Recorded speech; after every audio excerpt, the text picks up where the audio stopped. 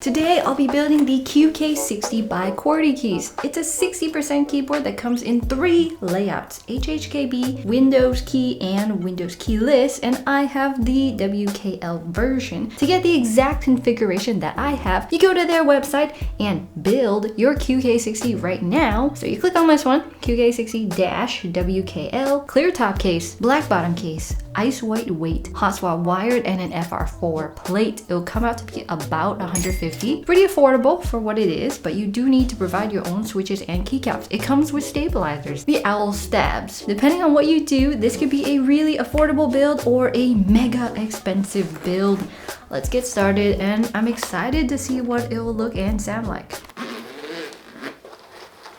As with any keyboard build, you definitely want to check out to see if you have all the parts. And of course, you test your PCB. I hate this part, but you gotta do it or else you might have a broken keyboard that just looks pretty. It's a paperweight. QWERTY Keys also has an amazing build guide that makes it super easy to build. So it's pretty cool that they came out with the QK60 after their QK65. My guess is they're just gonna go do the entire lineup, do the QK75, QK87, QK, I don't know, 108, whatever. They're gonna do it all, and it's gonna be pretty affordable, and who knows, maybe they'll even do like a Alice layout or something cool. I don't know, I'm just guessing. I think they're following the same kind of life path as other companies like Keychron and Mellatrix and all these other people. So step 1, the most dreaded part of all keyboard builds: the stabilizers. The PCB is a beautiful red hot swap sockets, very nice, a lot of flex cuts.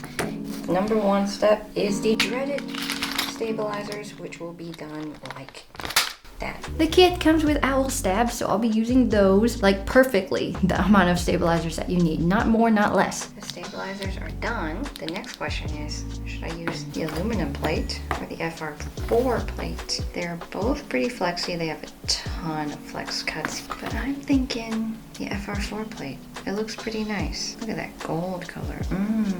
Alright, FR4 plate. Step 2, you install the standoffs. Well, you don't have to, but I will because I have a hot swap PCB. And you pay attention to which screws go on which side. The circular ones go on the PCB, the flat ones go on the plate. Then you put on the plate and you screw it all together and boom, you got it. 3, gasket time. Really cool feature this time are silicone fillers. They have circles, triangles, and X's. I opted for an X and a triangle. Nice, reminds me of Squid Game. You've got gasket socks just like the QK65, and it makes it nice and flexible. Step 4, switches. My switches are really cool. They may all look different, but they all have the same spring weight. They're the mix and match switches from Wu-Tang Studios, and they're super random. Like they feel random. Pink, no idea what pink is. P3, UPE, and LY. Don't know what any of these things mean, but you know what? I'm just gonna mix it up, mix all of them up. It's gonna be fun. We'll use them all. For tops, we've got modified nylon, modified palm, and I'm white. Gonna use all 3 as well. Just gonna have fun with it.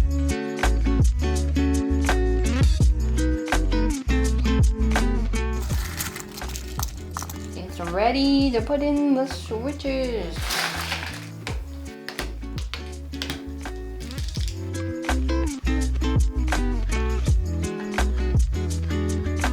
Keycaps time. I hope this goes well. I've been holding on to these palm jelly keycaps for a long time now. I bought them all the way from Australia. Ton of shipping costs. And I've been wanting to use them, but the right situation never came up. But now is the time. So many keycaps without letters. And here we are. It's done in about 2 hours. I took a break since my keycaps are jank. It's my bad. I swear, I've literally never been able to go from beginning to end of a keyboard build without making some kind of mistake. Whether it's with stabilizer, switches, build, keycaps, something always goes wrong. But it turned out pretty interesting though. This spacebar doesn't fit because I need a 7U spacebar, so I got a 7U spacebar from another set. The spacebar is wrong because it's supposed to be 7U, but I only have 6.25, so I had to steal a spacebar from another set, and there goes the cycle all over again of like, why is this set missing a spacebar, and then why is this other set missing a spacebar because it was used to replace the other set's spacebar.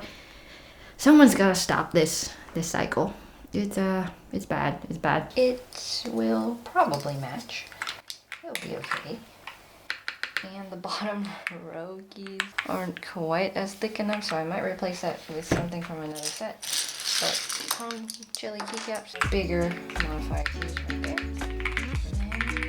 That looks pretty nice. I don't know if it has RGB. I don't think it does, but either way, it looks nice. Also, the modifiers are not the right size. If I had gotten the Windows key version, everything would fit, but I didn't, so nothing fits. I might change out these keycaps for another keycap set just to make it like match or whatever, make it better, make it look appropriate instead of jank. I used all the foam, the case foam, the between the plate and PCB foam, and the PE foam. So this is what it sounds like. It's got Wuche Studios mix and match switches, very, very, very random. And the spacebar is a different material, so it's gonna sound different from the rest of them.